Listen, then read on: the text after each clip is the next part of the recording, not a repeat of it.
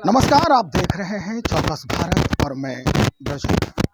देखिए, विधानसभा चुनाव में अब चंद दिन और रह गए हैं, लेकिन उससे पहले जो जनसंपर्क अभियान है प्रत्याशियों का, वो बदस्तूर जारी ही है।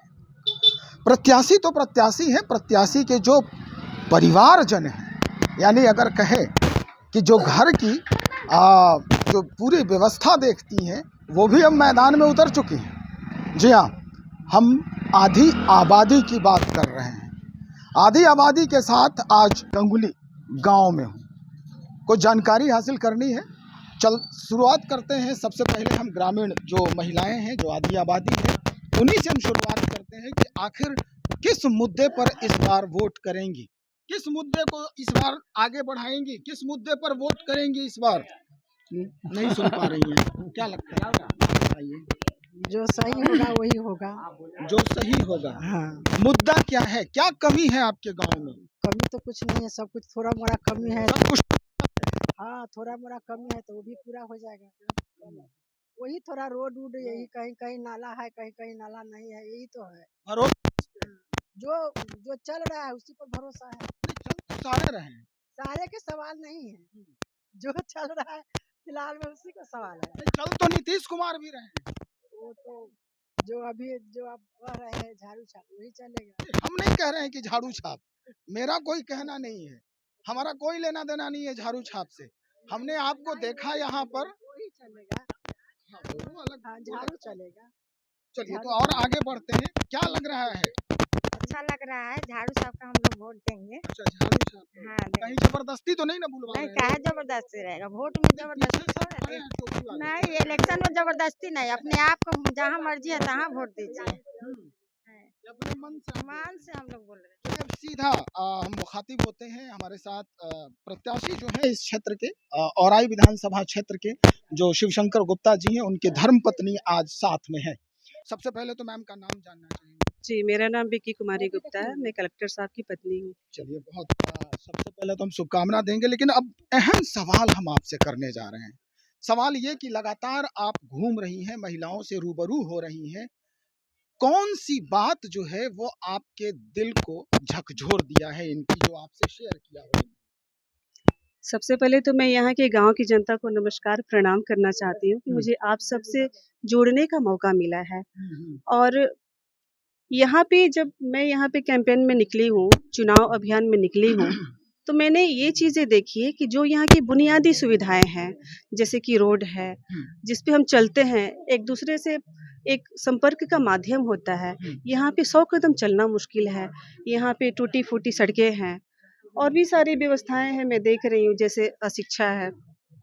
तो ये सारी चीज़ों पे अभी काम करना है सर को, और सर एकदम सही समय पे अपनी नौकरी छोड़ कर के यहाँ पे लोगों की सुविधाओं को देखते हुए, परेशानी को देखते हुए अपनी नौकरी छोड़ कर के सही समय पे आए हैं। मैं उनको पूरा सपोर्ट करती हूँ और यहाँ की जनता को मैं धन्यवाद देना चाहती हूँ, औराई के समस्त जनता को मैं धन्यवाद देना चाहती हूँ कि वो लोग पूरा प्यार, समर्थन और हर तरह से हम लोगों को वो सपोर्ट कर रहे हैं और हमें उम्मीद है कि इस बार विजय की परचम लहराएंगे हम लोग। चलिए, बहुत बड़ी बात आप कह रही हैं, विजय के परचम लहराएं, और जनता भी आपके साथ दिख रही है जैसा कि बात हो रही है। लेकिन अगला सवाल ये है कि आपके 100 दिन का जो एजेंडा है वो क्या है? महिलाओं के लिए विशेष एजेंडा, चूंकि आप भी महिला हैं, कहा जाता है भाई आधी आबादी है, और आधी आबादी भी उतनी ही शिद्दत से कदम आगे बढ़ा रही है जितने पुरुष आगे बढ़ा रहे हैं। तो क्या लगता है कि इस आधी आबादी के लिए आपकी सोच क्या है? अगर वो जीत जाते हैं तो आप कैसे मोटिवेट करेंगे इन आधी आबादियों को? जी, जी। सर अगर जीतते हैं तो हमारी मूल जो समस्याएं हैं, जैसे कि मैं देख रही हूँ लोगों के घर में शौचालय नहीं है, जो कि बहुत ही ज़रूरी है ये महिलाओं के लिए। तो शौचालय बनवाया जाएगा, सभी यहाँ यहाँ पे उस तरह की सुविधाएं दी जाएगी।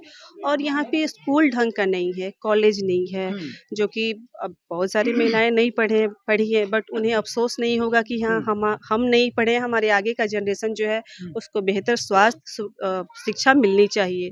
तो हमारा फोकस इन्हीं सब चीज़ों पे रहेगा, सड़क पे रहेगा, चचरी पुल पे रहेगा, जो सर ने ठाना हुआ है 6 महीने के अंदर चचरी पुल से आज़ादी दिलाएंगे। सड़कें हैं, शौचालय है। महिलाओं की सुरक्षा व्यवस्था की क्या इंतजामात हैं आपके एजेंडे में?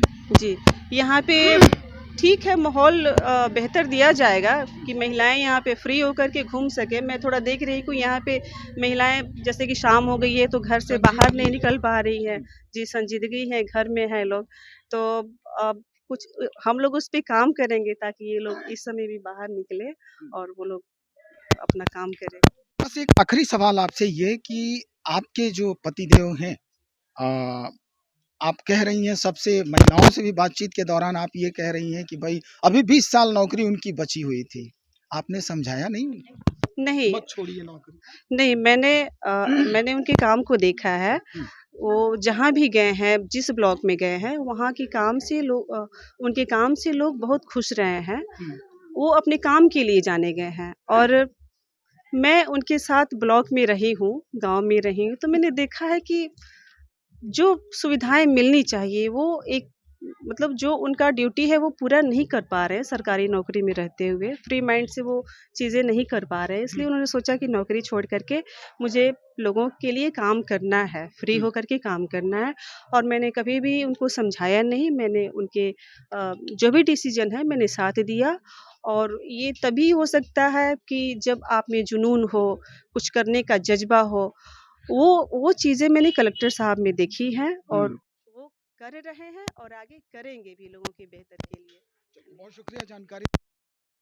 कलेक्टर साहब की पत्नी है, स्पष्ट कर दिया है भाई, और इस बात को भी इन्होंने इसकी सफलता के पीछे एक स्त्री का हाथ होता है, चाहे वो माँ हो, बहन के रूप में हो या फिर पत्नी के रूप में हो।